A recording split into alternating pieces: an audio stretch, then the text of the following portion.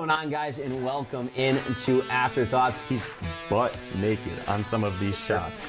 They're starting to storm, Ryan. The first problem is your best player of the season is Tyrese Maxey. For my rankings, I kind of went off vibes a little bit. I said they'd make it. I'm saying they're going to make it by a half game. Marion Hampton is a dog. He's insane. Sure, man. Nice guy. If you say so. Yeah. What's going on, guys, and welcome into Afterthoughts. Ryan Lombardi, Nathan Donnelly, Julian McCool here. The Masters is over, and what a tournament we had this weekend. One of the best tournaments I've ever seen in my life. Very memorable compared to 2019, but this was something different. It definitely was. Yeah, it was up and down, and then up again, down, up, down, up, down. My heart rate was through the roof. It was amazing. I really want to talk about it. I mean, yeah, let's just talk about it. Obviously, Rory McIlroy completes his career Grand Slam and wins the Masters, but absolutely unreal stuff from him. But that was the first day where he plays pretty good that entire first day, and then double bogeys, 2 holes on the last 9, and completely almost like sinks his entire tournament. Yeah, he was the 6th golfer to ever complete the career Grand Slam, and it almost didn't happen, like I said in the beginning of the show, about 3 separate times. Yeah. But he finally completed the career Grand Slam. It took him 11 years to do so. Right. And that's finally win that Masters. And that's what it is. Golf is a mental game. It's 90% mental, 10% physical, as Jack Nicklaus once said, who is among the others with the career Grand Slam. And Rory finally getting it done, it was very much a mental battle that you thought he was out of it, then he was back in it, and then back out of it again. But what a tournament. I mean, and it was a tournament where we had a guy like Justin Rose lead after day 1. Let's talk about him. Yeah. Justin Rose is a FedEx Cup champion, former world #1, gold medalist. He has came in second, runner-up, 3 separate times at the Masters. Just cannot get it done. Yeah. Yeah, and then a guy like Bryson who shot 3 under on day 1. Scheffler shot 4 under on day 1, and they just continued to play well into the weekend. Yeah, Scheffler was tricky for me. I could tell in the first couple of days he was not the normal Scotty Scheffler. He just didn't look comfortable out there. He was not hitting the same quality of shots that he would normally hit. And Bryson played great golf up until the last round. Right. The last 18 at Augusta will get you, and Bryson was the number 1 victim of that. I mean, he played a great first 3 days, then Bryson just kind of fell off the deep end a little bit. I think there was too much. I think there was too much pressure on him because of how much people wanted to bet on him and really thought he was going to win, which we'll talk about in a second. But I want to talk about Scotty real quick because we said Scotty didn't play his best golf. The guy still finished 5th. He still finished 4th. Sorry, 4th. 4th. He is shot 8 under. He's world #1 for a reason. That's all. That's all I have to say about that. And he was, going into it, he was obviously the favorite because, he's won 2 of the last 3. He could have three-peated if that's a thing in golf you call. But he played a good match. It just, he wasn't as dominant as you thought he was. He still finished with, 69, so it was not bad at all. Just, wasn't enough because McIlroy was hot and Rose had birdie in 6 of the last 9 holes. Like, what a turnaround from Rose. Yeah, I mean, Rose went as the leader into Saturday, I believe, with Bryson, and he kind of just had a rough day. Yeah, Rose had it absolutely in electric Friday. It's actually crazy to say that he had an even better Sunday, but Rose had an electric Friday. Saturday, he wasn't hitting the ball around very, very well. It was kind of like Scheffler the whole weekend. It's just like, I know he can hit better shots than he did on Saturday. Yeah, I mean, Rose didn't really play well on Saturday. Obviously Responded on Sunday, but a guy that did play well on Saturday, Bryson DeChambeau, the guy moved up to 10 under to make that final tee time on Sunday. And, dude, that putt on 18 to birdie, that was insane. That had America going crazy. And I'm sure a lot of people thought he was going to win after that putt on 18. I thought I thought he was going to win it too. And I was seeing him because I was rewatching the show. Quick plug, but it was great. When he talked about DeChambeau, and I really thought too going into round 4, DeChambeau's going to win it. Yeah, I will say 2 of my 3 picks did tee off together in the final. On the final day, in the last 2 times. So I will just put that out there. And Jordan Spieth had he had a pretty good weekend as well. Yeah, Jordan Spieth played a decent weekend. Unfortunately for him, well, maybe fortunately, this is not the major he is in search for. I believe, right? Yeah, we were just talking about this. Yeah. Jordan, in case you know, Jordan Spieth is a PGA championship away from completing the Grand Slam. And he's a guy not won a major since 2017. So yeah, he is only a PGA championship away from the career Grand Slam. I mean, underrated guy. No one really talks about it. Like you just said, one PGA Tour away from winning the Grand Slam. And, obviously accomplishing the Grand Slam is amazing accomplishment for anyone. And we just saw with Rory. And I guess we're going to talk more about Rory later in the show. Yeah. Yeah, I want to get to Rory here. You mentioned right off the bat, golf is 90% a mental game. And that is why I think this Rory Masters win is greater than Tiger's in 2019. Yeah. It is. I as of right now, I might be using recency bias, but as of right now, I kind of don't even think it's close. Like I said before, this was 11 years in the making. Oh, He had 11 tries to win this Masters, and each consecutive Masters is building. The pressure is building. Will he get over the hump? And he was finally able to this year. Yeah, let's just talk about Rory was 4 under heading into the 15th hole on Thursday, the first day.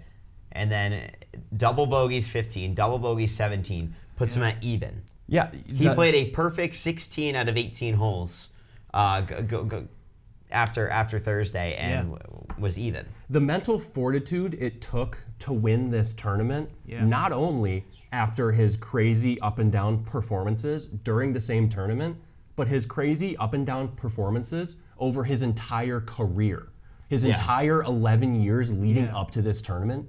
That has to be on your mind. Oh, definitely. There is no other choice for it to be. Like, it undoubtedly has to be. And to overcome those demons mentally, like you said, it's 90% of the game. I think this is, if not just as impressive, more impressive than Tiger's win in 2019. Yeah, and it's kind of crazy because he responded on Friday with around 6 under. No bogey-less round. And shot 6 under for 66. Also had a sick eagle on 13. Oh my God, Amazing one of the eagle. best shots I ever saw at the Masters. Yeah. But no, he really just locked in on Friday and played really good golf. Yeah. In the build-off, I mean, I don't agree that I think Tiger Woods' 2019 was magical to me. I mean, just real quick about Tiger, and we'll get right to Rory. I mean, Tiger Woods going into that 2019 Masters, was not those 10 years leading up to that Masters. He was very not relevant. He was more relevant on the outside stuff with all the stuff going on in his personal life and everything like that. But for him to come around and prove all the doubters wrong, from Stephen A. to Colin Cowherd to all these people writing him off, and then just to prove him wrong, I think that's truly is magical about the 2019 Masters. But this is, I would say, a close second for me as well. Because like you said, I feel like this era of golf is one of the best eras of golf, just because I feel like anyone could win. It's really a mental game. Like Tiger, as dominant as he was also mentally dominant as well. Whereas now, we saw Rory could have lost this easily. But he won. A few times. Right. Yeah, Justin Rose, many times. Justin Rose could have Many won times. this multiple times too, and he lost it because of, mentally he wasn't there as well. So this era of golf is truly special, and, it's what an amazing Masters. Yeah, honestly, I was more entertained Saturday than I was Sunday. I mean, is that bad to say? It's not bad to say. There were a lot of highlights Saturday. That's what I'm We saying. talked about the Bryson putt on 18. Yeah. Bryson went absolutely crazy. And when Bryson goes crazy, America goes crazy. Oh, of course. That's I mean, one of the everybody. easiest sentences I've ever said. Bryson is just he's just an And absolute kind kid. of embodies America. No, Yeah. he's He's very much kind out of there. embodies America. Yeah, he I don't know if does. you guys saw, but after Bryson finished his round, he was the last one out. He was the last tee time on Friday or Saturday. Sorry, Saturday, I believe. Yeah. And he finished his round, stayed at the course until dark, hitting golf Hours. balls. Hours was for the last hours. one to leave the course. Yeah. And then he was on a walk in his Airbnb. He was staying in an Airbnb in his neighborhood and was on a walk, and saw some fans putting in their backyard, and he went and putted with them on the backyard. Wait, green. actually? Yeah, Really? for That like is an hour. amazing. Awesome. Yeah, just some random fans. They is had to get a little awesome. extra work in. That's the love of golf right there. Is that no matter how basketball, football, you need to be a certain size. No matter what size you are, anyone can. Obviously you got anyone obviously got to put in the work to be a good golfer. But anyone can be a good golfer. You put the time, technique into it. Yeah, and I kind of want to. That is 100% true. Bryson had got his work done on the range. He got some work done on the green as well. I kind of want to bring this back to Rory one more time. I don't think. Let's finish talking about Rory. Yeah. I don't think it can be understated. This kind of you and I are going to draw some comparisons here. I'll go first. Rory was under scrutiny 11 years. We already talked about that. Yeah. Him winning this major, I think, is going to open up the gates. Phil didn't win his first major Masters until mid-30s, 34, 35. Right. He went on to win 6 after that. You could see the weight lifted off of both of their shoulders when they won. I really don't think this is the end for Rory. Yeah, no, I agree with that. Let's just talk about Sunday really quick. Going in, you have Rory McIlroy versus Bryson DeChambeau. And these guys, I mean, there's history there. You think back to the U.S. Open last year. Rory had a chance. He pretty much was in the lead until he missed some putts, missed like 2 6-foot putts, and Bryson ended up birdieing 18 to win. Sounds familiar. That was the story of Rory's major career thus far, all embodied into a span of probably 30 minutes, 20 minutes, an hour. Yeah. That is Rory's major career. If you think back to Rory's 2024 and the year he had, obviously a lot of people are upset with how he responded to losing the U.S. Open and how he left the golf course with like chucking his clubs in the car and kind of speeding off. And then also, I mean, he lost to Bryson, and we know how much Rory hates the LIV Golf Tour. Yeah. And Bryson, obviously one of the main guys, a part of the LIV Golf Tour. Yeah, I mean, like we said, Rory really like beating the odds here and really defining like what it means to be like a real golfer, which is mentally being there no matter what. Hole 13. I mean, we thought it was over right there. Yeah. And then going into 18, we're like, it's finally his time, and then he misses it. And you even like you sent me a text saying like, I was like, what is happening? What is happening? And we thought Rose, then Rose kind of was hot and going into it, but again, defying the odds and truly, like you said, one of the best, if not, you can debate it, the best Masters of the last 10 years. It's debatable, definitely. And then just like I think Rory, like going into Sunday, he needed to double bogey that first hole. I think that was his wake up call. Reality check. And then he played a perfect next 8 holes on the first 9. He birdied 3 of them and kind of just responded and got like settled in. But I heard he didn't even talk to Bryson once at all during that round. Yeah, if we're calling Rory's first hole a reality check, he had about 4 reality checks during that round. Nobody has ever double bogeyed 4 holes. 4 holes. And won the Masters, so pretty cool. It's to be able to overcome just poor play like that with even better play is beyond absurd, even on the majors, on the Masters, on the biggest scale. Yeah. All right, let's take a look at Rose's putt to force the playoff on 18. Of course, Rose was in there. He was sitting 10 under. This was birdie number 6 or 7 on the day, I think. And it was just sunk absurd. That one. To force, well, he didn't. It wasn't to force the playoff yet. It wasn't. It was to give him a chance to either win or to be in the playoff and push him to that number 1 spot. And then, of course, Rory gets to 18 with a chance to win. Let's take a look at that clip.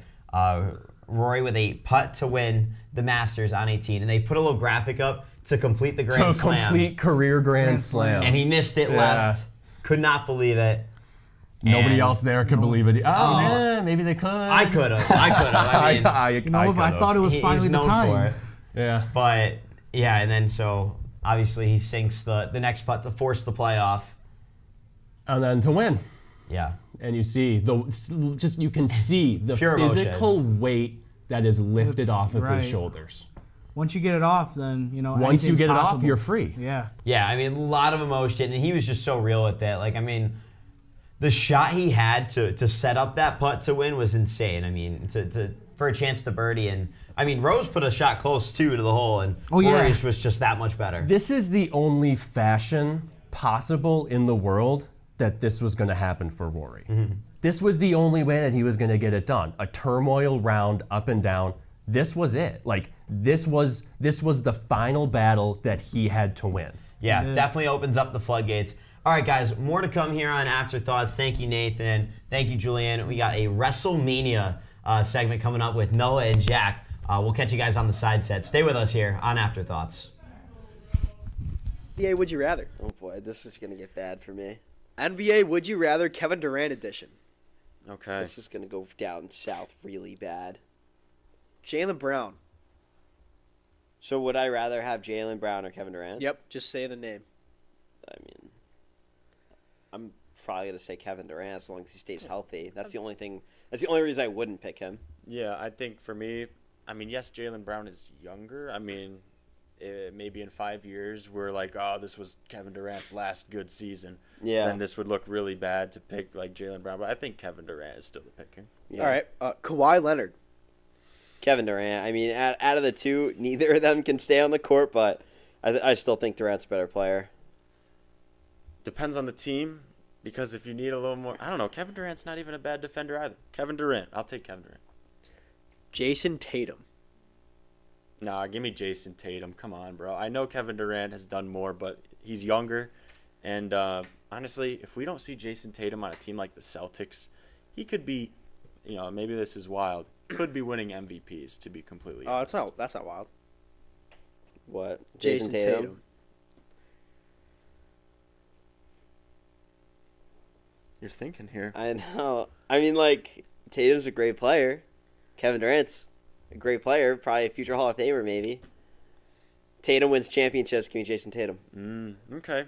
Tatum's proven winner.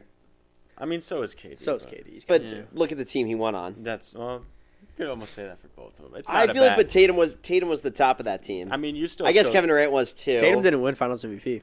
Jaylen Brown did. That is true. That is valid as well. I still want Jason Tatum. He's way younger. I'll take Tatum though. Still. LeBron James. Oh, this one's interesting, man. Right now, currently, LeBron. Really? All right. Yes. Okay. He's better. LeBron makes everybody else around him better. Like, you play with LeBron, you're just instantly better. I feel like that's a fair thing to say. That's a good assessment. No, I just wanted to know your thinking behind it. Yeah. Okay. I just give me LeBron. This might be closer than you think. Jaren Jackson Jr. I'll defer to you first. Or it's Kevin Durant still, right? KD. Welcome back to Afterthoughts. Jack Haskell alongside Noah Randall bringing you a WWE WrestleMania 41 preview. Of course, the grandest stage of them all, the showcase of the Immortals this weekend. We're going to break down every single matchup, Noah. Yeah, I've been a WWE fan since I was a kid. I kind of fell off after the Shield broke up. I'm just recently starting to get into it, but Jack, you've been lifelong WWE fan, riding that train since basically the day you were born. That I have. I'm excited to incorporate some WWE into Afterthoughts, but nonetheless, let's get right into it. I agree. Our first matchup pits the War Raiders against the New Day for the WWE Tag Team Championships. Noah, what can you say about the War Raiders and their reign thus far? Well, the War Raiders, I got to see them win the titles live on Raw. It was one of the first Raws that I watched kind of post me getting back into wrestling. Watched it with my mom, shout out mom. And they, to come back from an injury like they had and seeing the titles put on them has been absolutely phenomenal, and their reign has been great. But we have a legendary tag team that they're going up against in the New Day. Absolutely, and the New Day, they've kind of lost a little bit of traction since their heel turn. They haven't done much with it, of course, turning on Big E to turn heel for the first time in a few years. So here's to hoping that maybe a potential tag team championship win can get them back on the right track. And nonetheless, give me the New Day to win this match and secure the tag team championships. I'd agree with you. As much as I love to see the War Raiders, continue their reign, I think the New Day this is the kick in the pants they need. And our next matchup pits Rey Mysterio against El Grande Americano. What a shame that Chad Gable has to miss WrestleMania this year, Noah. Chad Gable, just somebody who you'd love to see in this spot, and it's just such a shame that he had to miss. I heard he's currently working with El Generico in those orphanages that he built in Mexico. But nonetheless, this match is going to be phenomenal. Rey Mysterio always gets in a great WrestleMania match, and against El Grande Americano, who we haven't really seen much of, it should be a good match. Yeah, I love Rey Mysterio. The fact that when I was 5 years old, I was able to watch him be dominant, and now at almost 20 years old, I'm still able to watch Rey Mysterio be dominant and just be the phenomenal talent he is, you cannot say Rey Mysterio's fallen off. All jokes aside, give me Rey Mysterio, and then post-match taking off El Grande Americano's mask to reveal who other than Chad Gable. Yeah, I would agree with you on that one. And our next matchup pits Jade Cargill against Naomi. Now, this is a little bit of an interesting match, Noah. The first non-title singles women's match since 2006, which pitted Candice Michelle against Tori Wilson in a Playboy pillow fight match, and the first ever non-title women's single match in WrestleMania history without a stipulation, just a normal one-on-one match. Wow, I think that this match is kind of this showcase of how far the women's division has come in the WWE. I mean, you mentioned the whole Playboy panties match. Maybe not the best look in 2025. I think it's good that WWE is starting to recognize and respect the women in their company a little bit more. Absolutely, and this match coming after Jade Cargill was attacked backstage, put through a car window by a mystery attacker while she was women's tag team champion with Bianca Belair, Naomi taking Jade Cargill's spot, before it was revealed that Naomi was the attacker, and Jade Cargill absolutely decimating her before the Women's Elimination Chamber match last month to take her out of the match. But nonetheless, Jade Cargill is going to get her WrestleMania moment. Give me Jade Cargill to win this match. I'd agree with you on that one as well. Next matchup, the United States Championship match. This should be a good one. LA Knight, versus Jacob Fatu. What a run Jacob Fatu has had since coming to the WWE.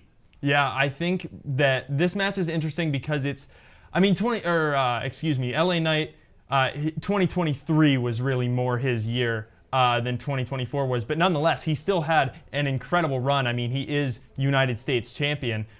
Just kind of came up out of nowhere, got really over with the fans, much to the same extent that Jacob Fatu got. And I think that this match, no matter who wins, I think this is a great match to have at the Showcase of the Immortals, but my personal opinion, I love that during WrestleMania, he's going to show him whose game it is. L.A. Knight, Yeah, I mean, give me L.A. Knight. As much as I want Jacob Fatu to win this match, I think Solo Sikoa may get involved and either inadvertently or advertently cost Jacob Fatu this match. Yeah, I would agree with you on that one.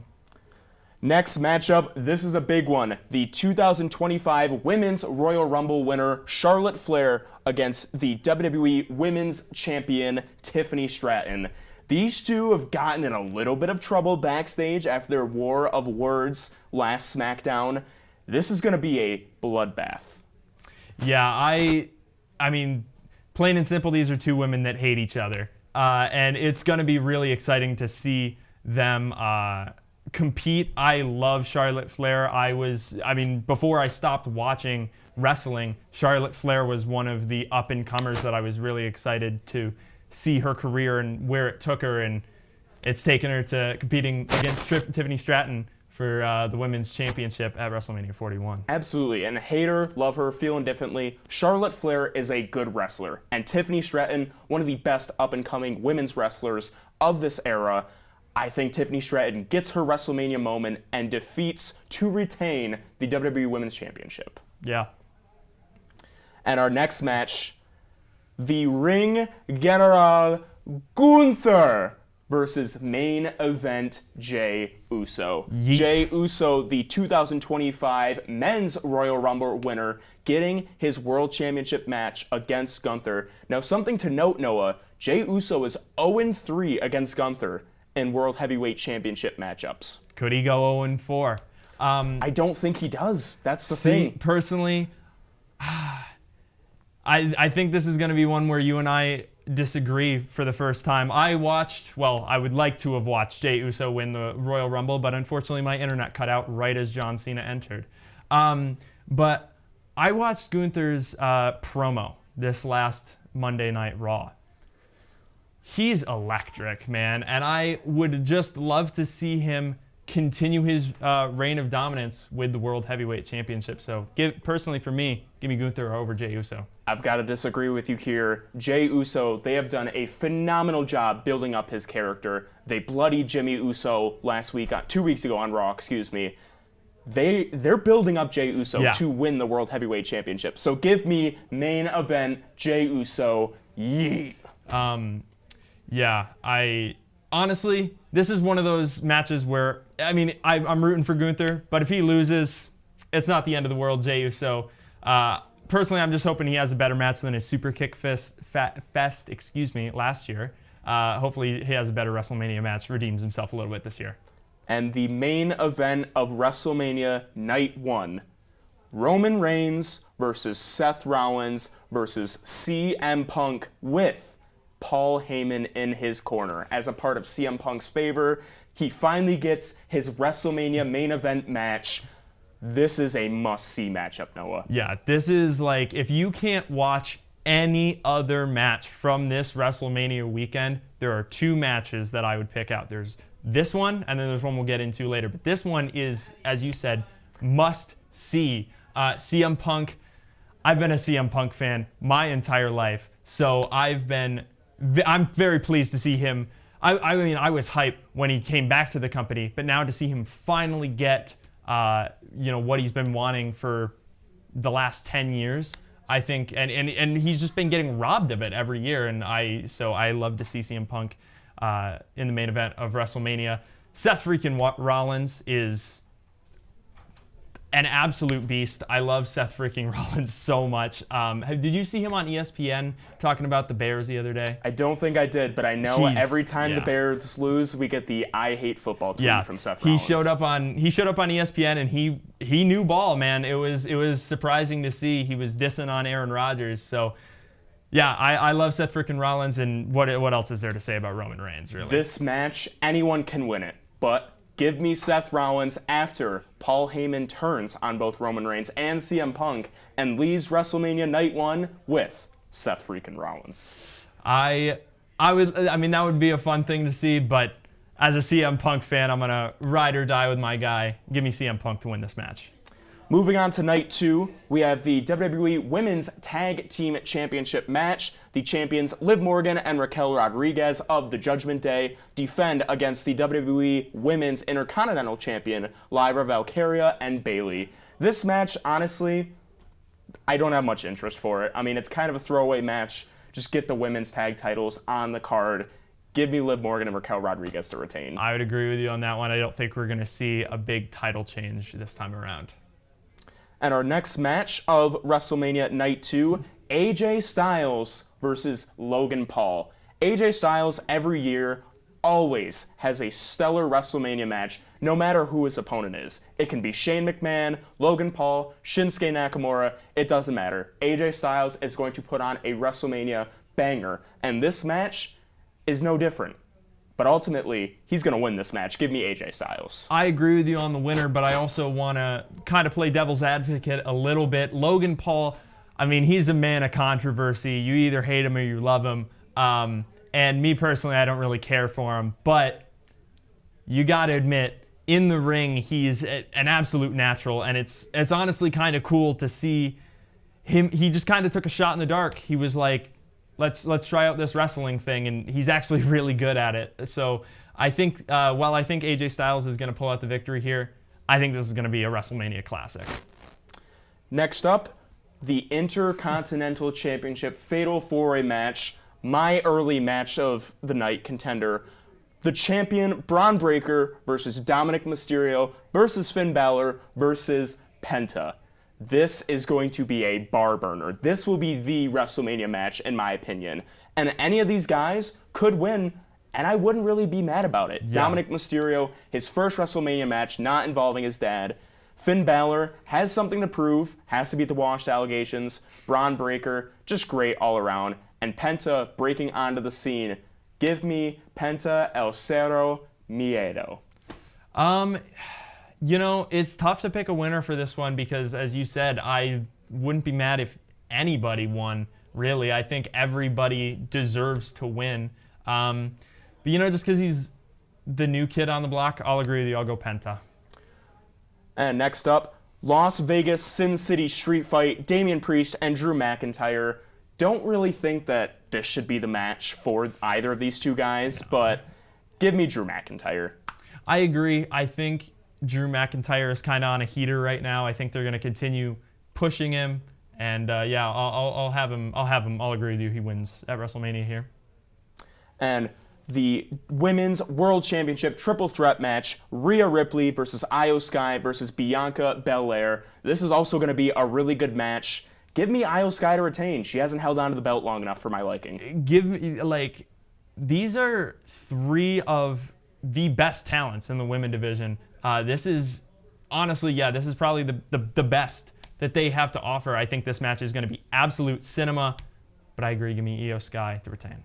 And our final match, the main event of WrestleMania Night 2, the winner of the Men's Elimination Chamber match, John Cena versus Cody Rhodes for the undisputed WWE Championship match. John Cena's last ever WrestleMania match, and for that reason, give me John Cena. I agree with you on John Cena. As much as I'd love to pick Cody Rhodes to retain, I mean, that's why my hair is blonde, because I went as Cody Rhodes for Halloween. I need a haircut. But regardless, give me John Cena. I think that him winning the belt is the perfect way to really kind of kickstart. Kickstart's not the right word, but really get going, really drive John Cena's heel run that he's been going on as of late. I just don't think it would make any sense for John Cena to lose here. More to come after the break on Afterthoughts, recapping the WNBA draft and then getting into a hardest place to play NBA draft. Stay tuned. Don't go anywhere. I remember watching the broadcast a few games ago when Buffalo was playing Pittsburgh, and you and Razor had a nice, funny back and forth about pronunciations. Because we all know Rob has a little bit of an issue with certain pronunciations. I'm going to ask you which player, you could be past or current NHLer, has had the hardest pronunciation for you to do on an active basis. It's funny, the pronunciations, once you say them a couple times, and what I will do, and I think I mentioned it on the broadcast, every game I'll pre-scout the opponent. So we have Tampa coming up next. Even though you know Tampa pretty well with their roster, I'll still watch their last two games, all right, just to get set for line combinations and any facts too that the Tampa broadcast kind of put out there that you can latch onto and think that's a good story. We should follow up on that during our call. So, once you hear the home broadcaster say the name and then you just kind of practice it yourself, it's like anything, especially in the broadcasting world, sit at home, say the name, practice it, call the game a little bit myself. I will here at home. That's very Star Wars speak I just did there, but I'll watch a game and as I'm maybe into the second game, if someone has the puck and I want to practice the name, I'll actually just start calling the game myself over top of their guys just so I get used to it.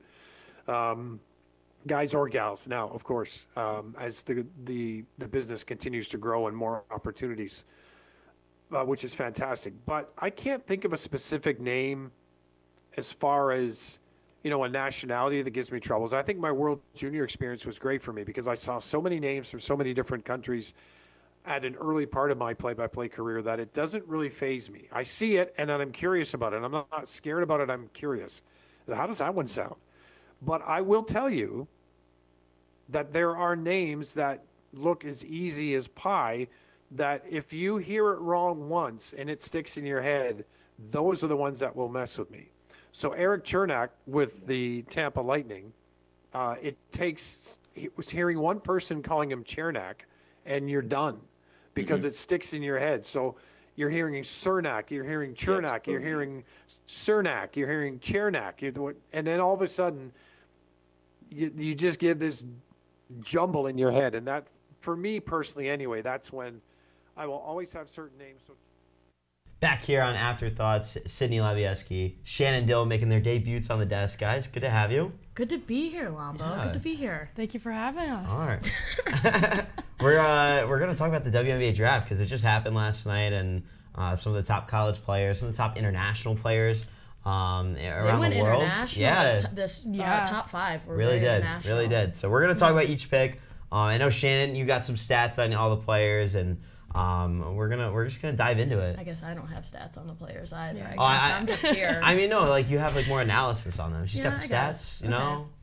All right, anyways, but Paige Beckers, no surprise here, just won the national championship with UConn, banner number 12. for the UConn women's basketball team. And no surprise here, she was the first pick. Shannon, what were her stats this year? So she was averaging 19.9 points a game with 4.7 rebounds, 4.5 assists, and she went 51.3% from field goal, which is kind of crazy stats. My high school career. Especially as a guard, to shoot that well from the field is insane. Yeah, she was also the 2025 Big East player this year, so no shocker that she went number I mean, one. Big East, one of the top college basketball conferences, especially on the women's side of things. And, for her to play that well, and especially that was her whole mission. I mean, she went back for an extra year. Obviously, had that heartbreaking loss to Iowa in 2024 in the Final Four, and then she was hurt the year before that, and so her whole mission was to go back and win a national championship with Gino, and she did just that. Yeah, she deserved this one. So she was selected. This first. was her year. Yeah. Of course, but she was selected first overall by Dallas, and I mean that's just a great pick for them. Yeah, who else would they have gone? Yeah, I mean, she's the top player, and I mean, when you see Caitlin Clark and the impact she had on the Indiana Fever, and now what Paige is the whole WNBA as a whole. Exactly. I mean, so many more eyes were on it this year, and I think Paige is another one of those players that just elevates it. Everybody loved watching her in college, so I think people are actually going to translate that over to the WNBA. It's going to be a snowball effect. Last year, so many eyes were on the WNBA because of the whole class was just crazy. Yeah, I mean, Angel insane. Reese as well too. She's another big name. But no, it's definitely good. And then selected at number 2 overall. This was part of the international part we were talking about. Dominique Malonga was selected 2nd overall by Seattle, and that's just another great pick. And it's kind of cool. The WNBA is going more global and around the world now. Yeah, she's 6'6". Yeah, insane. 6'6". Huge woman. Huge woman. Yeah. And I was looking it up, and I guess people have compared her to Wemby.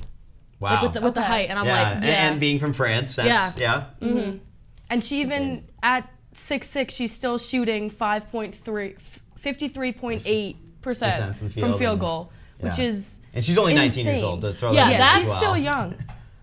Dude, could you imagine if I got drafted last year? That's what I would have been. Yeah. I would have been killing it in the WNBA. But yeah, just a little bit of notes on her. Apparently she can shoot from all parts of the floor and shoot with range. When you're 6'6" and you can shoot the 3-ball well, that's pretty deadly. Wish it could be me. Yeah, why not? I wish it could be me. Why not Sydney? And then with the 3rd overall pick, they actually had back-to-back. But Sonia Citron from Notre Dame. Notre Dame women's team actually had a really good year this year, but she was the 3rd overall pick. She's a shooting guard. What do we got on her, Shannon? She's 6'1", so she doesn't have the height like the last pick, but she's averaging... That's still tall for a woman, though. Still 6'1" is still tall for a woman. Yeah. She's averaging, or last season she averaged 14.1 points per game with 5.8 rebounds, 2.5 assists, and 46.8% from field goal. Yeah, I mean, the 5.8 rebounds kind of sticks out to me. As a guard, to grab that many rebounds, that's pretty good. Also, for being so tall, she has an almost 90% free throw average. Yeah. Which is insane. Free throws, that's where you make your money at. But just a little bit more. I mean, the Mystics had 3 first-round picks, and after the year they had last year, definitely looking to bounce back. So pretty cool that they got a lot of players. And then they had the 4th pick, 2, where they selected Kiki Ierofen out of USC. And USC, obviously one of the top women's teams, women programs in the country this past year. And she's a 6'3" power forward. She got selected 4th overall. Yeah. With 18 points per game, 6.4 rebounds, 1.3 assists, and 52.5% from field goal. So this is a big shooting class. Yeah, definitely. Which only makes sense. And again, she's also 6'3". Yeah. Where are these women coming from? Why aren't you 6'3"? Dude, could you imagine? That'd be nice. I would have gotten so many rebounds in high school. But Did you play basketball? I did play basketball. Oh. I had my high school record of most games fouled out. Are you serious? I'm not surprised. I think I was up there on mine, too. Yeah. And most charges. I took most charges, too, so I broke that record as well. Well, I will say, Sydney, it's nice having you on my left. Usually Sydney is our executive producer. She does great work, except she yells a little bit too much in my right ear. I'm just passionate. Yeah, but it's nice to have her over here and on the desk and a little bit more calm today. Oh, I'm trying. It's nice to have you. And then with the 5th overall pick from Lithuania, again, global, again. Yeah, I mean, Justi Ujeti, and I mean, good pick there for Golden State. Yeah, What we got? Statcaster. Yeah. She's got 17 points per game with 3.2 rebounds, 2.8 assists, and she's 33.9% from the free throw line. Nice. Nope, from three. From three, nice. My bad on that one. From Final jury. From three. No, good. And I mean, they're an expansion team this year, so the WNBA continuing to expand. Okay, the Valkyries, they really could have gone anywhere in being an expansion team, but they went with the shooting guard position. So Again, that's with good. the 6-foot women too. Yeah. Yeah. I guess Paige was just the outlier. I mean, Shorty. but we know what Paige can do. Yeah. All right, I think a player that kind of fell off people's radar a lot in this draft, and I think it was a shock how late she fell. Still got drafted in the first round, but with the 11th overall pick, Haley Van Lith out of TCU was selected, and now she is in Chicago and teaming up with her former teammate from LSU, and Angel Reese. Yes, who was very excited to hear that she got drafted. She, as soon as it came out that she got drafted there, Reese tweeted out, "We didn't do it the first time. Let's run it back now," with a picture of them. So. But weren't you saying earlier that it's a little concerning because Haley Van Lith, her worst statistical year in college was her senior season at LSU, where she played with Angel Reese. But at the same time, when you really look at it, it wasn't like an Angel Reese cause is why she didn't really play well. I think it just wasn't the right fit, and I think a lot of people started to overrate, say she was overrated, and I think her going to TCU is probably the best decision she could have ever made. Yeah. With what she was able to do there, Van Lith averaged. I got the stats up right here. Maybe I don't. I thought I did. But she, I think she averaged around 17 points per game, and she went to the Elite Eight. With TCU, so that's pretty good. And also, I think people forget that Van Lith was part of 3 different Elite Eight teams throughout her college career. Of course, she's bounced around a little bit, and she also secured the bronze medal at the 2024 Paris Olympics on the 3v3 basketball. So I think it's a really good pickup, and I think her and Reese being together will be pretty good. It'll bring back some old memes. Yeah. Yes. I hope it's not a problem in the locker room. I know it could be an issue. Maybe there but was drama. You never know. Because I think they're both big personalities. Yes. And when you have 2 big personalities on the same team, that's definitely a little cause. From everything that they're coming out and saying, it sounds like they're excited to play together and get another chance. Which is good. So here's hoping. Yeah. But guys, appreciate you having you on. This was awesome. Glad to be here. It's a quick turnaround for the WNBA. I mean, a lot of the NBA prospects, they're not getting drafted till the season it takes ends. Forever, yeah, and then they don't have to play until August or September. But now WNBA, they're getting thrown right into it. Season's right around the corner. Yeah, literally. And they just ended their college career. And they still go before they even graduate. Yeah, they got drafted before they even graduated. I think I saw something Caitlin Clark didn't officially graduate because she still had to finish a couple classes. And then I think her season with the Fever was already started. Yes. So it's pretty crazy. But no, appreciate having you guys on. All right, more to come here. We're going to flop things over to the other side of the basketball world. Talk a little NBA action as the playoffs right around the corner, actually play-in starting right now. Stay with us here on Afterthoughts. Today, we're rebuilding the Phoenix Suns in 2K25. Yesterday, they were eliminated from playoff contention by the Oklahoma City Thunder, and we're going to build around Devin Booker today. I don't know if we're going to keep KD, but let's get into it. Oh, man, rebuilding my Suns. When you look at the roster, I mean, you got guys like Devin Booker, Kevin Durant, Bradley Beal, making $50 million. I mean, I think he's probably going to be the first guy I move. Not really sure if I'm going to keep KD. I want to keep him for one more season and kind of see how that goes. I want to build around Book. Book is the guy. I mean, you look at his numbers across his entire career. He's that dude. So we're going to try to rebuild around him and keep him around. And hopefully we can bring him a championship to Phoenix. Now, I know the goal is to win a championship. But I would honestly be happy just this team making the playoffs next year. That's how bad they are. So let's just kind of go through the regular season. I'm not really sure if I'm going to move Durant or not. If I'm going to keep him for 2 years, the rest of his contract, or if I'm going to move him before his contract expires. But Shai Gilgeous-Alexander, MVP, kind of expected. Stephon Castle, Rookie of the Year, of course. Sixth Man of the Year, Nas Reed. Dyson Daniels, Defensive Player of the Year. That is new. Love to see that. I mean, he was averaging 4 steals a game at one point in the season, so that's crazy. Christian Brown, Most Improved Player. Okay. Trae Young, Clutch Player of the Year. Mark Down. All right, you get the gist. All-NBA first team. Any All-NBA guys from the Suns? No, oh, Devin Booker, All-NBA third team. No Kevin Durant. Interesting. So the West, the OKC Thunder are at the 1 seed, and Cleveland is the 1 seed over in the East. Memphis and Golden State make it out of the play-in. All right. Let's see how... Okay. That's pretty cool. That's cool to see. The Hawks and the Magic make it out of the East in the play-in. Wow. The Warriors and the Pacers in the championship. That's crazy. I mean, this will not happen in real life. The Golden State Warriors win the championship this year. Wow. That is something. Curry averaged 36 a game. Holy. Player retirements, Chris Paul, no. I'm just going to not let any of these guys retire. Okay, so what's interesting about the Suns is they were horrible this season, right? I mean, everybody saw that. But they don't even have their own first-round pick. The Houston... We're back here on Afterthoughts. Austin Townley, James Sterrick. Good to have you guys here. My NBA guys, Above the Rim guys. Also, we got a special guest, Biggie. Welcome. Thank you. Give a little wave. Good to be here. Good to be here. Yeah, I'm excited to have you on. And today, playoffs right here, right around the corner. I mean, they're about to start, Saturday? Playoffs start actual Saturday. Playoffs start, but the play-in happening right now. And we are going to break down the toughest arenas to play in. You guys are going to give your top 5 toughest arenas to play in, and we're going to react to it. All right, well, coming in at number 5, we got Crypto.com Arena. That's where the Lakers play.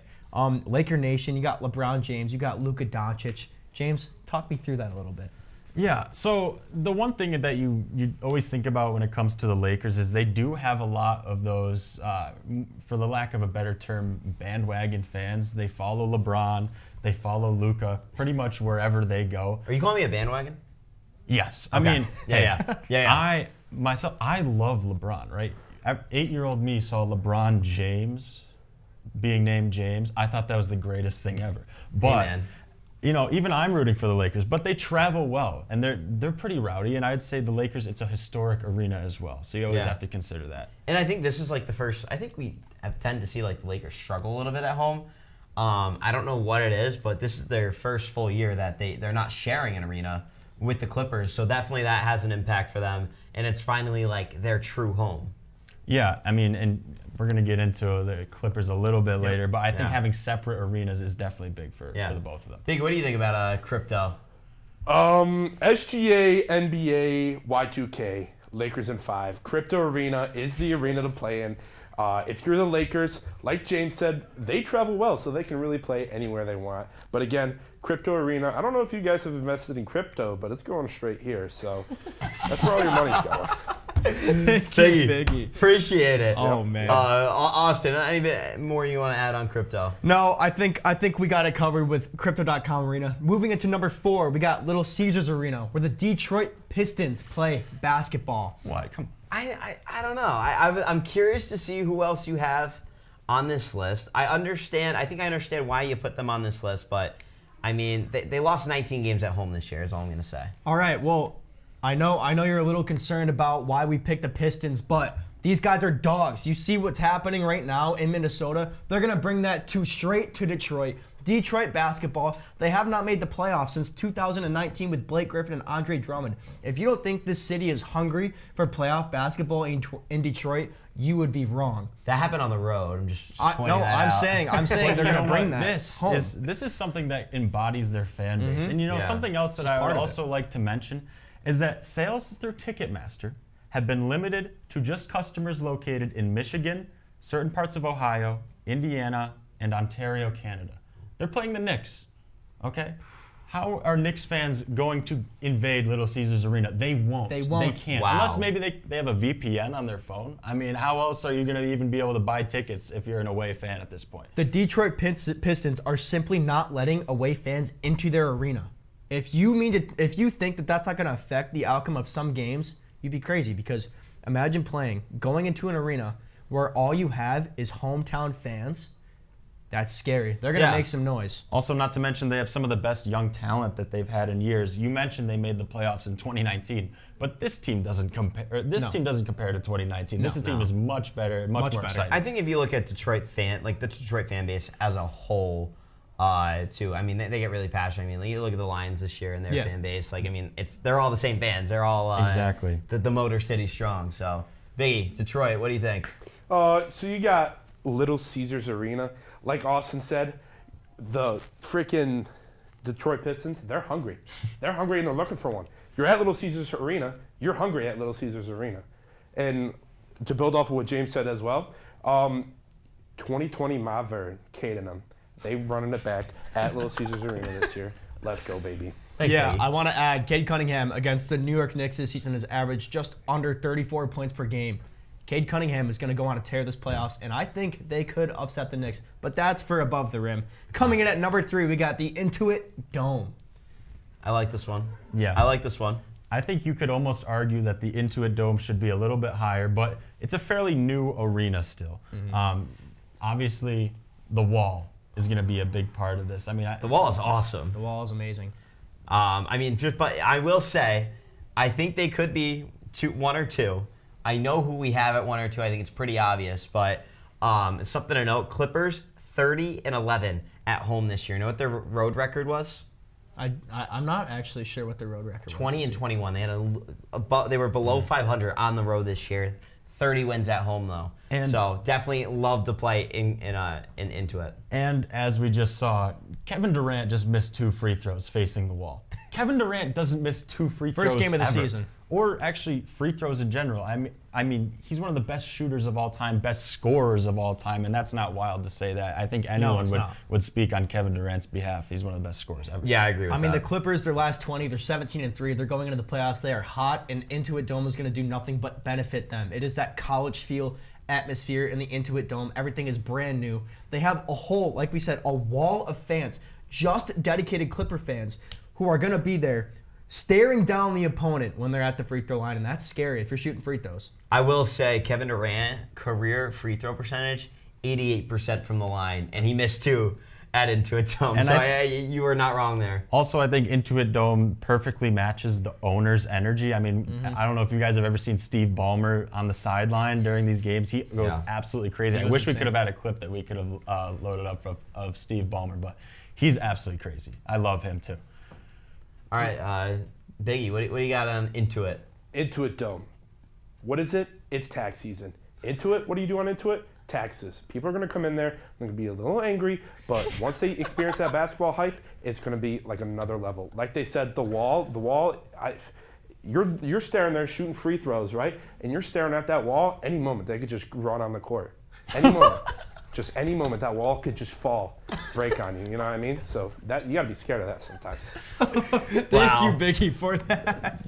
Biggie, breaking down everything we need to know. I appreciate you. This is awesome. I do that. James, who we got at 2? Yeah, so number 2, I almost would have liked to say number 1, but number 2, we've got MSG. Oh, I don't like that. The New York Knicks. I don't like that. The mecca of basketball, Austin.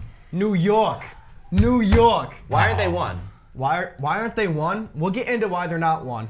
But the mecca of basketball, New York Knicks, MSG, we see what they do for their home crowd. They go out and they win basketball games and they dominate basketball games at home.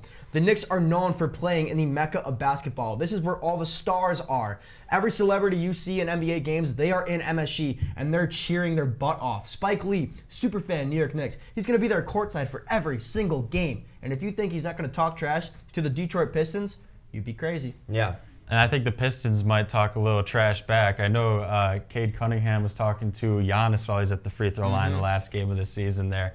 And I mean, just in general, I'm really excited for this Pistons-Knicks matchup because we know MSG is going to be bumping. We know the Pistons are limiting their ticket sales to pretty much just their home area. That might be one of the best series of the first round, and it's in the East. You know, not a lot of people are hype about the East in general, but again, both of those teams have very daunting places to go into it. Yeah, and I would say what Jalen Brunson was able to do at MSG last year in the playoffs, I think that will definitely have an impact as well. But and then Biggie, what do you think of MSG in the good old New York City? MSG, New York City. I don't know about you guys. I live in New York City, but that is a huge place. MSG, great vibes, great people, great pizza. You're in New York, that's great pizza. Yeah, pretty much you guys covered everything. So Yeah. Biggie, if we were ranking these 4 on pizza, what arena would win? Oh yeah, give me Madison Square Garden at 1. Yeah. I'm gonna have to go Little Caesars at 2. Chicago, Chicago style. I love Little Caesars. Little Caesars, oh my Little Caesars is so good. And then give me Crypto Arena. I know they make pretty good pizza in LA. Do they really? Yeah. Do you believe that? I believe that. I don't think there's good pizza once you get out of New Jersey, New York. So don't listen to Lambo. All right. And then Into a Dome. I mean, it's the same. At 4. Yeah. So Yeah. All right. Well, And then who we got at 1? Because number 1, I'm not happy with this. in my opinion, is by far the easiest pick of the list. Give me TD Garden, the home of the Boston Celtics. They are the reigning champion. What the Celtics bring and the energy that the Celtics bring in their home arena is unheard of compared to everybody else in the NBA. I mean, just look at them winning the championship last year. Look at the love of the city. Everybody loves Boston. You know, if you're going into Boston and you're playing in their arena, you're not going to be able to hear your teammates even run the offense or your coach yelling at whatever's going on. So I think Boston, TD Garden, number 1, the reigning champs, that's where they belong. Yeah, and I think there is something to be said about historic sports cities, right? We have New York at number 2. I mean, not just limited to basketball, and obviously Boston number 1. Think about even, in baseball. These are teams that are expected to win no matter what. They're going to have the rowdiest. I think Boston has had one of the biggest runs in all of the sports markets, just overall team championships. They've been pretty electric with, the Celtics winning. The Red Sox won the World Series in 2018. The Bruins are always in that mix, and obviously the New England Patriots and their dynasty they had. So Boston fans do it different. Yeah, Boston fans are crazy. Again, not a place I want to play if I'm in the NBA playoffs is in the TD Garden. Whoever matches up against Boston throughout this entire playoffs, they're going to have it coming for them when they go to the TD Garden. I'm kind of ashamed that we left somebody off this list. I can't believe we left Rocket Arena where the Cleveland Cavaliers play. The Cavs lost 7 games at home this year. I think that is more so a byproduct of how good the Cavaliers are. I mean, yes. But when you only lose 7 times in your home floor, it definitely has an impact. It for sure has an impact, but like James said, it definitely matters, and the value is there from their team performance, not so much the vibes that the home arena brings. I mean, you watch the games, these 5 arenas are louder than any arenas in the NBA when it comes to crazy superfans. And even where the Oklahoma City Thunder play, Paycom Arena, to leave that, or Paycom Center, to leave that one off as well. They only Thunder only lost 6 games in their home arena as well. You have a fair point, but I think if there was one arena that we left off that I would definitely want to put in there is definitely Denver. Not because of the fans necessarily, but Jack Haskell, who we have on here all the time, he brought up a good point.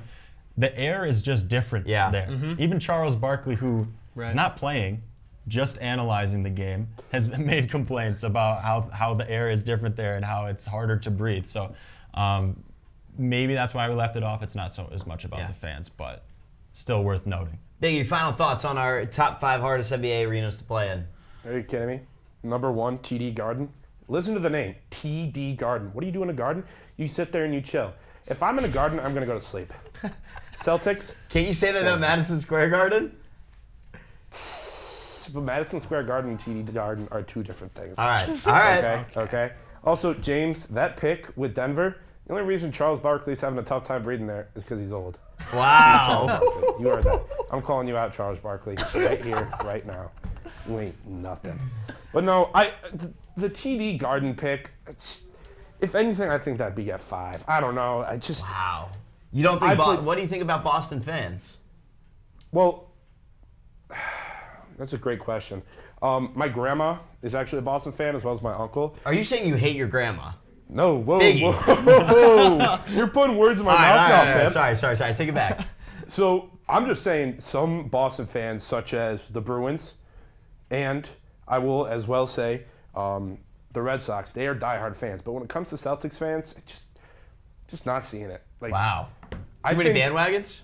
Yes. Okay. Jack Haskell, bandwagon. You heard it from Biggie. Yeah, Jack Haskell. I agree. The biggest bandwagon ever. All right, Biggie, we appreciate the insight. No problem. Thank you again for having me here. Of course. All right, guys. Well, right before we cut here, this show is coming to a close. Playoffs kick off Saturday. Who we got in the finals? All right, man. Well, I think this year's finals is going to be Denver versus the Boston Celtics, and I got the Denver Nuggets winning the NBA championship in 2025. They have the best player in the world on the team, running the offense, and let's see what they can do. Wait, sorry, who did you say is going to win? The Denver Nuggets. The team without a head coach. Oh, they have a head coach. They're assistant coach, and that's all they need. All they need is Nikola Jokic. James, your pick.